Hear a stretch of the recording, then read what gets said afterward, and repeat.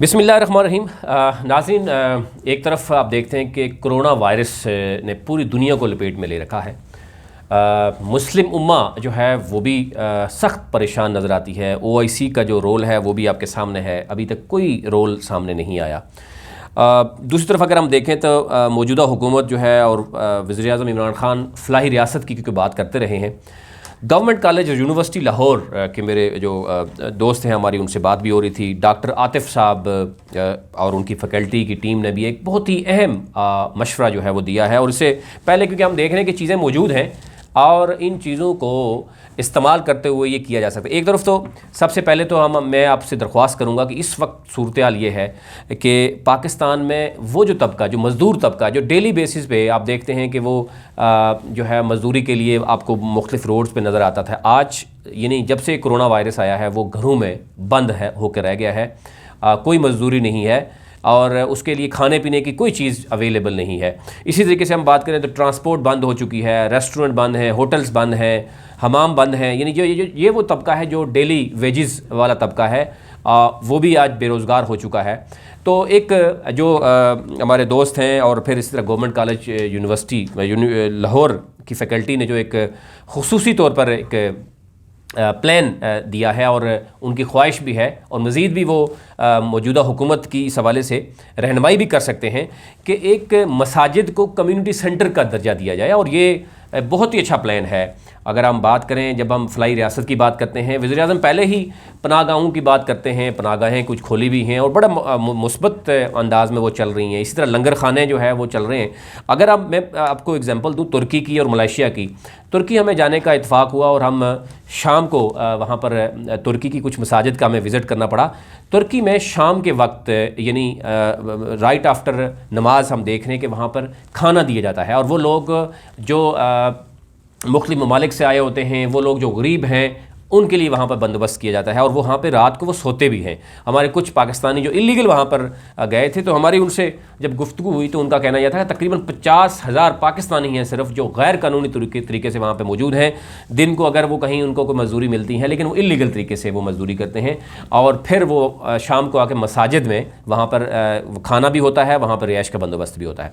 एक तो बड़ा आसानी से आप देख सकते हैं कि पूरे पाकिस्तान में दहशतगर्दी का भी एक बहुत बड़ा मसला रहा है। कम्युनिटी सेंटर यानी मसाजिद को अगर कम्युनिटी सेंटर डिक्लेयर कर दिया जाए और इसी तरीके से अगर हम बात करें तो मुल्क को दरपेश मसाइल पर अगर बात करें और वो खुतबे जो नज़रियाती कौंसल अगर इसमें बड़ा अहम रोल प्ले कर सकती है, आपके बड़े बड़े स्कॉलर्स जो हैं इसमें बड़ा अहम रोल प्ले कर सकते हैं। अगर वाकई फ़लाही रियासत की बात करें प्राइम मिनिस्टर साहब, तो मसाजिद को अगर आप कम्युनिटी सेंटर डिक्लेयर कर दें, वहाँ पर कम्युनिटी के लोग आ सकते हैं, वहाँ पर उनकी शादियाँ हो सकें, वहाँ पर जो हुकूमत को दरपेश चैलेंजेस हों वहाँ पर उनके पे बात हो सके, और ये बड़ा अच्छा जो है वो एक जस्चर भी जाएगा पूरी दुनिया के लिए। और फिर एक मसाइल हम जो देख रहे हैं, मसाजिद में क्या मसाइल आ रहे हैं आप देख सकते हैं। गली मोहल्ले की मसाजिद में आपने कभी सोचा है कि वो जो गली मस्जिद में जो इमाम है उसको तनख्वाह कौन दे रहा है? उसको वही गली मोहल्ले के लोग 20-20, 10-10, 50-50 रुपये इकट्ठा करके अगर उसको तनख्वाह दे रहे हैं और अगर वही उसको खाना दे रहे हैं, और फिर वही मस्जिद जो गली मोहल्ले का एक सेठ है वो मस्जिद में अगर 5 मिनट लेट भी आता है तो जनाब उनको वेट करना पड़ता है। वो पहली सफ़ में खड़ा होगा तो वो बाजमात नमाज़ पढ़ेगा, अदरवाइज़ वो नाराज़ भी होता है। ये जनाब एक इमाम मस्जिद की दास्तान है। बहुत सी ऐसी चीज़ें हैं जो बताई जा सकती हैं। और अगर पूरे पाकिस्तान में तमाम मसाजिद को कम्युनिटी सेंटर डिक्लेयर किया जाए, साथ मसाजिद का रोल भी ज़रा वो प्ले करें, नमाज वहाँ पर हो रही है, लोगों को भी वहाँ पर जाने का हो, फैसले वहाँ पर कम्युनिटी के हो सकते हैं, और इमाम मस्जिद को जनाब एक स्केल के तहत जो है उसको सैलरी दी जा सकती है और इससे बहुत से मसाइल हल हो सकते हैं।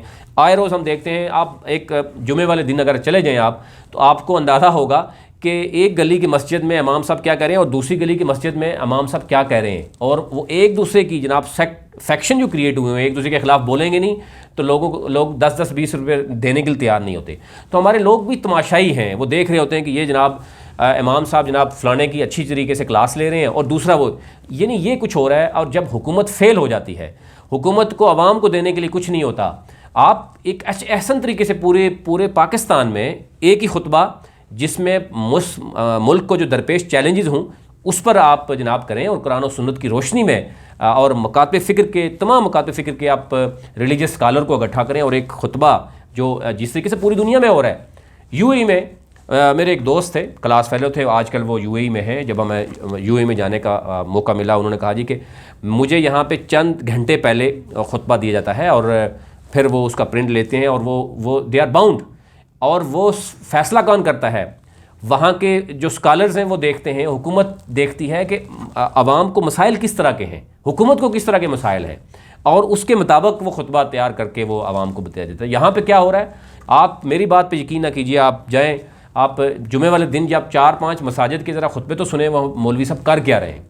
शायद ही कोई चीज़ छोड़ते नहीं होंगे, वो सियासत पे भी बात कर रहे हैं, वो हर एक उस पर बात करते हैं, और फिर आए दिन आप देखते हैं तशद्दुद बनता है, एक को उठा के दूसरा मारता है, दूसरे को उठा के तीसरा मारता है। और ये सारी गेम क्या, इस सारी की पीछे गेम क्या है?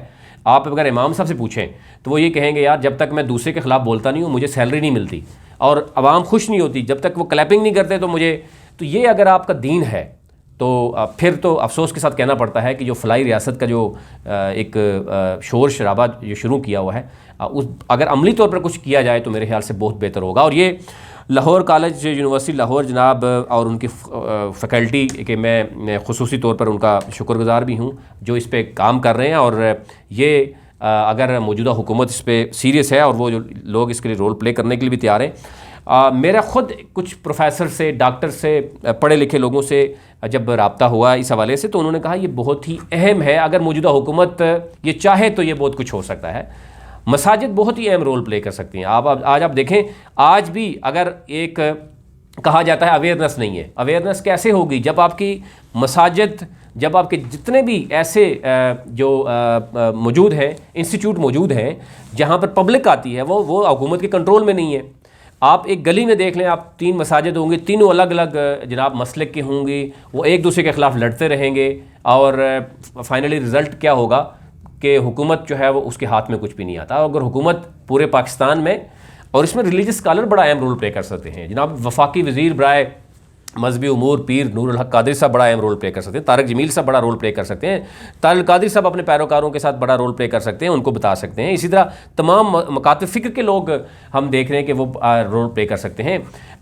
इसी तरह अहले तशय्युअ के जो इमाम हैं वो बड़ा रोल प्ले कर सकते हैं। तो ये मौजूदा हुकूमत ने अगर वाकई फ़लाही रियासत की बात करनी है तो तमाम मसाजिद को फ़लाही यानी फ़लाह के लिए इस्तेमाल करें, आवाम के लिए इस्तेमाल करें, उस एरिया की कम्युनिटी सेंटर बनाएं उसको, वहाँ पे जो इमाम है, वहाँ पे जो 2-3 मुलाजिम हैं उनको सैलरी हुकूमत दे, और फिर आप देखें कि वो खुतबा तमाम मकातब फ़िक्र के लोगों को साथ मिलकर, रिलीजियस स्कॉलर को मिलकर अब खुतबा दें। आप देखें उस पर अमल दरामद होता है या नहीं होता। आप देखें, आवाम को गाइड करना एक हुकूमत का काम होता है, एक स्टेट का काम होता है कि आप आवाम की तरबियत करते हैं। हमारे यहाँ स्टेट तरबियत कहाँ कर रही है, ये बताया जाए कि स्टेट तरबियत कहाँ कर रही है। यहाँ जो वफाकी काबीना से लेकर आप नीचे तक जो आपको हालात नज़र आते हैं, आप चैनल्स पे देखते हैं कि वहाँ पर आके क्या होता है। तो एटलीस्ट अगर तो फलाई रियासत की बात करनी है तो इस एक इदारे को आप मजबूत कर लें, आपको कुछ करने की ज़रूरत नहीं पड़ेगी।